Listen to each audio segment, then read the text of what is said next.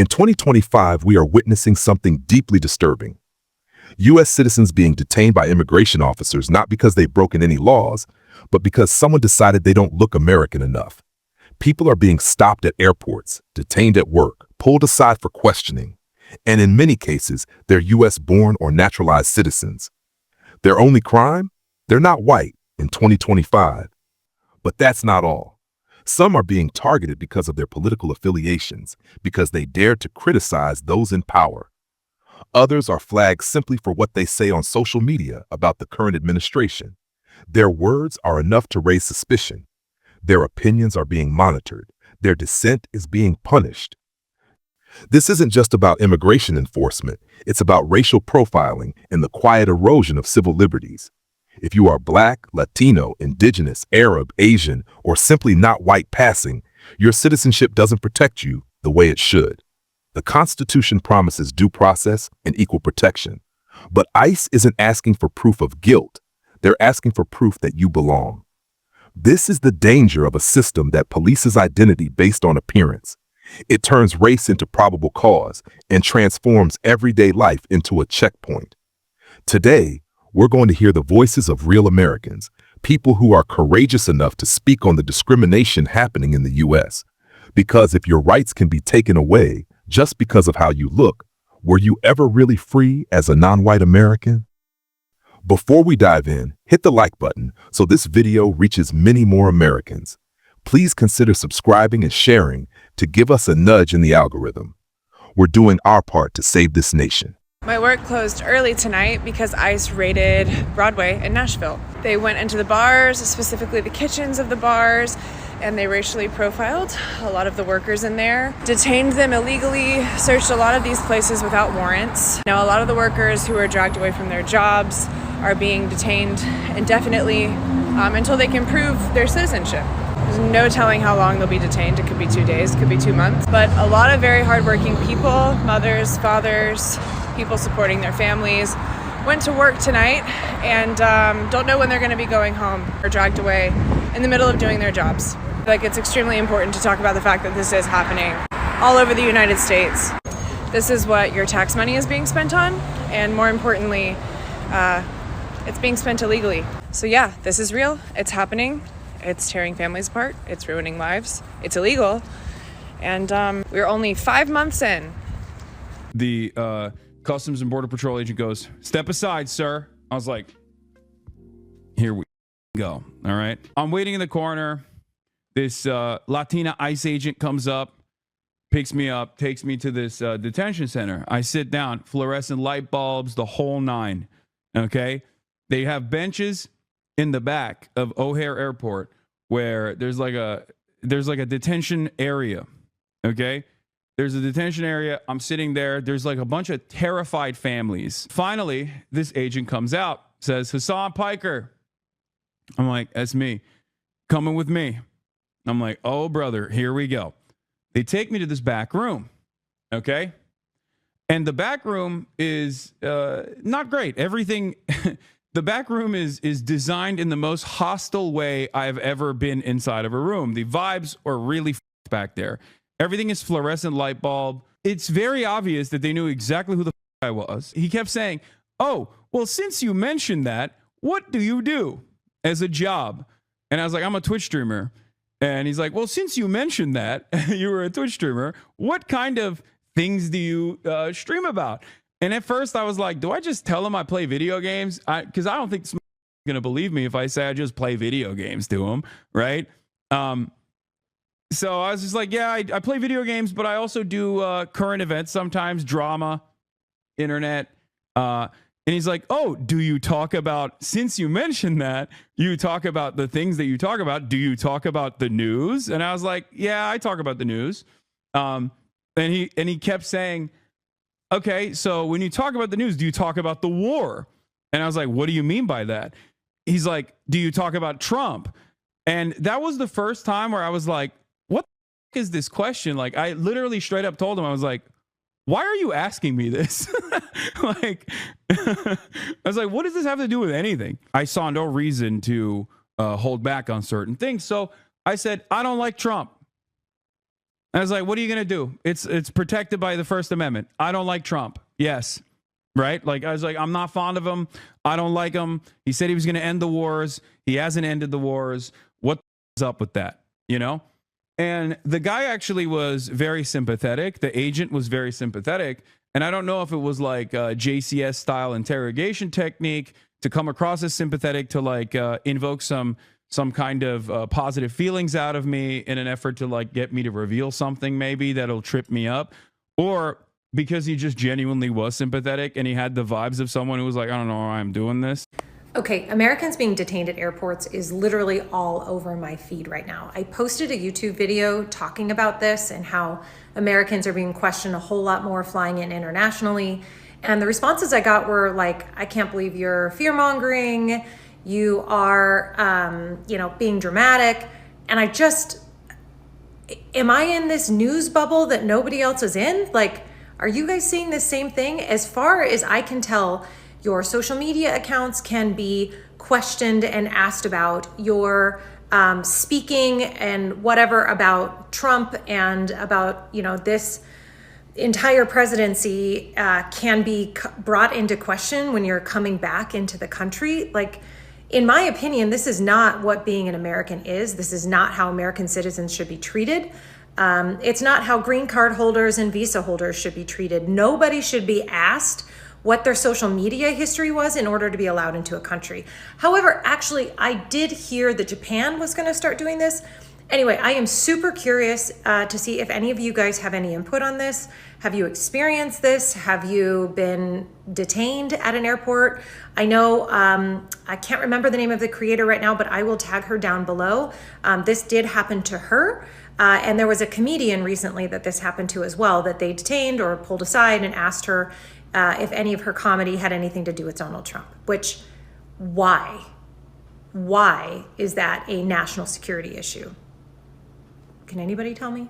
So I posted a video a couple days ago talking about how I got detained as a United States citizen born and raised. And I'm just going to go over everything, give you guys the entire story and all the details. I was coming back from Spain. I was in Spain for about a month or so. I had a layover in Berlin, Germany for around 2 hours, and then I came into the United States. Here's my global entry card, because a lot of you guys don't believe that I did have global entry. Yes, I do have global entry, and this still happens to me. I still got detained. I went through the global entry line, they scanned my eyes, and I continued walking. It had the green check mark, and then an officer told me I needed to go to the right. So I go to the right, I get asked questions by another officer. He asked me where I'm coming from and what I did for work. I answered TikTok, as I do have other accounts that I am very social on that have thousands of followers. Then he asked me to step into this box-looking thing. It's about, 3 sides, and then he told me another officer will come and grab me. That officer then took me to a room, which I did insert a photo of, and I will give you guys again here. Which this is the first room I was taken to. So that is the original first room. There was people of all skin colors. I know a lot of people think I was the only minority. And that's where I was asked my father's citizenship status. My father is an American citizen. He has been for the last 25 years before I was born. I did not have the answers to any of those questions because I would not know. From there, they told me to sit back down, and then they transferred me to another room. That other room, the officer asked me what I did for work, exactly why I was traveling. I said the same thing. I did TikTok, and that's why I was traveling, and I wanted to stay there for longer. From that point, I normally saw people either leave after the first room or the second room. They were just good to go. For some reason, they had me go. Now, another officer was escorting me down to the escalators past Border Patrol. From there is this baggage claim area. There was an officer standing in front of this baggage claim. Keep in mind, this is all blocked off. And then there's another officer on the other side. When I was there, my baggage already had been taken for some odd reason. So he told me to continue walking. Then there's rooms, and that's where they asked me to provide my social media accounts for them to go through my TikTok, my Snapchat, my Instagram, my Facebook. As well as show them how much I was making daily on TikTok and show them the deposits that were being made on TikTok. And again, why I was traveling. It's the same questions all over again.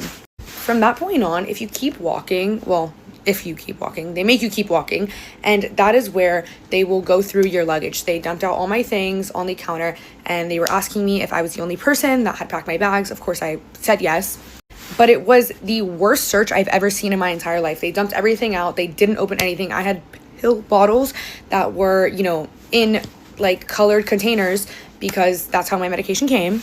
They didn't even open them. So I don't understand what they even searched. And then again, I was asked the same questions about what I do for work, why I was traveling, for how long I was traveling, and then more again about my father. Keep in mind where they searched all my stuff after the room is like this pentagon, octagon looking thing, like basically underneath the Miami airport, where there's around 40 officers that are just like on their phones doing I don't even know what. And so that's how like that setup looked. It's like extremely scary. Keep in mind, I am the only person I see. There is nobody coming down the escalators with me. There is nobody by the baggage claim. And it's like a fake baggage claim because there's officers all around it. And there was also nobody else held where I was at.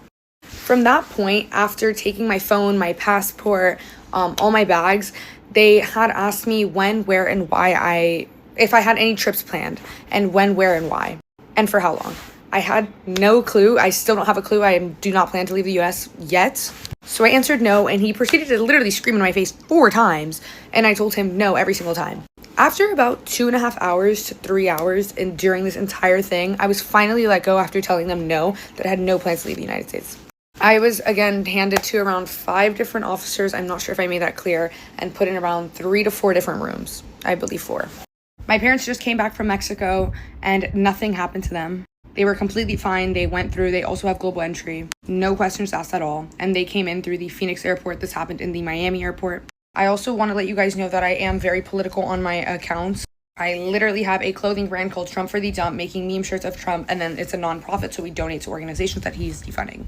I also want to say that I post on my Instagram stories and my TikTok a lot of things anti-Trump and anti-MAGA, whatever you want to call it. So that is a red flag for them. So yeah, my Instagram wasn't completely clean. They didn't do anything about it. They kind of just took my phone and searched through everything. I don't really know what they were looking for. I don't have more answers. I complied with every single thing that they asked. I didn't give them a hard time about anything because I'm more scared than anything. And I hope that kind of clears up a little bit of confusion for you guys, and also so you guys know that not everyone has to go through this process, because there were many people that were with me that were being held and just got to get let go of. I know one lady was crying in there because she couldn't get a hold of her immigration lawyer, so I don't know what that was about. I have no clue. But yes, this is a real story. I have another video showing proof of like where these places were at. But yes, this was at the Miami airport at the end of April. If we are truly entering an era where you cannot re-enter the United States without getting detained and questioned about your political allegiances, even if you're a comedian or a political commentator or something like that, then it is vitally important that people continue to speak out even more, right? You have to go even harder in the face of increased repression, which may seem scary, but there is an enormous amount of strength in numbers. Taylor Lorenz reported about Hasan Piker getting detained and questioned. Also, if you are detained, you don't have to answer them, right? I mean, this is something that's been happening to people from Middle Eastern countries for their entire lives. There are sections in the airport that are just people from Middle Eastern countries getting detained. When I studied abroad in Istanbul, when I got back, I was put into one of those rooms and I was treated way differently than the rest of the people. They were like, this is just a formality. But because it bordered Iraq and Syria and I had been there for 4 months, they wanted to know why I was there, right? So this experience that a lot of Americans have already had for their entire lives is just being extended now to people that are not from the Middle East. And we have to scoff at it. We have to be like, no, we're gonna go and continue to speak out. And yeah, they're not gonna be able to arrest all of us for our speech. So yeah, I know it represents an escalation. I know it may seem scary, but it was already happening to a group of people here in the United States, and we have to continue to speak out. That's all I'm saying. I really hope that no one is foolish enough to think that ICE is actually looking for people who shouldn't be here. What happened today with Hasan confirms something that most of us on the left already knew. They are looking for anybody who dares speak up against him. Because if it were, why are they asking a natural-born U.S. citizen his thoughts on this administration and if he's spoken up against Trump? Why would they care? So we have 2 choices. We can sit down, we can shut up, and we can let them silence us, and we can watch the values that this country was founded on disappear. Or we can stand up, we can stand together, and we can speak out against what's happening and save our country. Hasan is not the first, he's not going to be the last, and I'm sure by the end of this, many of us will have our own interactions with ICE. U.S. citizens can have their phones searched at the border or at an international airport. Immigration does not need a warrant to do it. They don't even need probable cause. You can just look at them the wrong way, smile the wrong way. Immigration officer can ask to unlock your phone, go through your messages, your photos, your call logs, anything stored locally on your phone. They can look at your bank statements. But here's what they can't do. They can't access your cloud services, and they can't deny your entry into the United States. You're a U.S. citizen. They also can't force you to give up your password. You can say no. Then they have a right to hold on to your phone for up to 5 days. Bring it to some special IT people who will get the information they want anyway. And you'll be delayed at the airport having arguments with them. It's only going to be a small percentage of people that this happens to. It does happen. And you as a U.S. citizen traveler has to think ahead of time. What am I going to do if this happens to me when I come back into the United States? Am I going to say, here's my password, go look at my pictures from the Bahamas. Here I am in my bikini or bathing suit. Here I am at dinner. What are you looking for? Or are you going to play hardball and say, you have no right to look in my phone? My privacy is important to me. But if you're going to do that, be prepared for the consequences. Delays and perhaps even taking your phone away for a few days. There's a middle ground too. You can spend time before you leave on your vacation deleting stuff off your phone, logging off cloud accounts, maybe even just getting a burner phone. All legitimate options. Think about it before you go. Know what you're going to do when you're asked to share that information. Because at the border, your rights to privacy are very limited.